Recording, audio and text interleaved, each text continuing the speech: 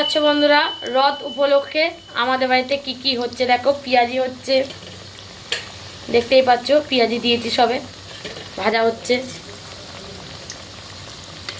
আর হচ্ছে দেখো বন্ধুরা, দেখাচ্ছি, দাঁড়াও এটা উল্টে নিই।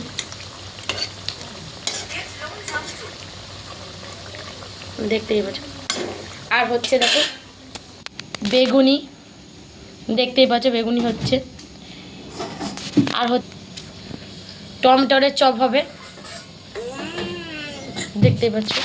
আর চিকেনটা এখনও ম্যাগনেট করা হয়নি, চিকেন পকোড়া হবে, ম্যাগনেট করবে তোমার দাদাভাই।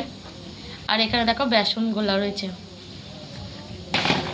আর তার সঙ্গে হবে দেখো চপ। চপেরও এখনও আলু ঠাসা আছে, সবে গরম গরম নেমেছে, আলু ঠাসা আছে। এবার লেই করা হবে, এখনও লেই হয়নি। এদিকটা করে নিয়ে তারপর চপটা করবো।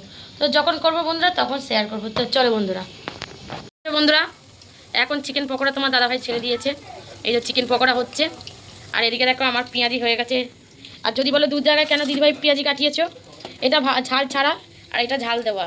কেন এইগুলো বাচ্চারা খাবে বলে ঝাল দিইনি, আর এগুলো দেখো বড়রা খাবে বলে মানে ঝাল দিয়েছি। তো চলো আবার পরের রেসিপিটা তোমাদের সঙ্গে শেয়ার করবো। এই দেখো বন্ধুরা, এটা হচ্ছে টমেটোর চপ করব।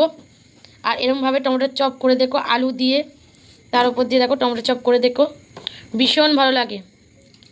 এবার চারিদিকে দেখো তেল গরম হচ্ছে এই টমেটোর চপগুলো ছাড়বো বলে। আর এখানে দেখো চিকেন পকোড়া আর পেঁয়াজিটা হয়ে গেছে। তো চলো পরের রেসিপিটা দেখতে থাকো। দেখুন বন্ধুরা, এই দেখতেই পাচ্ছেন টমেটোর চপ হচ্ছে। তো চলুন, তোলা হয়ে গেলে দেখাচ্ছি। তো বন্ধুরা, এবার ছেড়ে দিয়েছি চপ। হ্যাঁ, আর এই দেখো টমেটোর চপ হয়ে গেছে। আর এই দেখো আলুর চপ ছেড়ে দিয়েছি। আর এখানে দেখো তোমার দাদাভাই বসে বসে করছে, বললাম।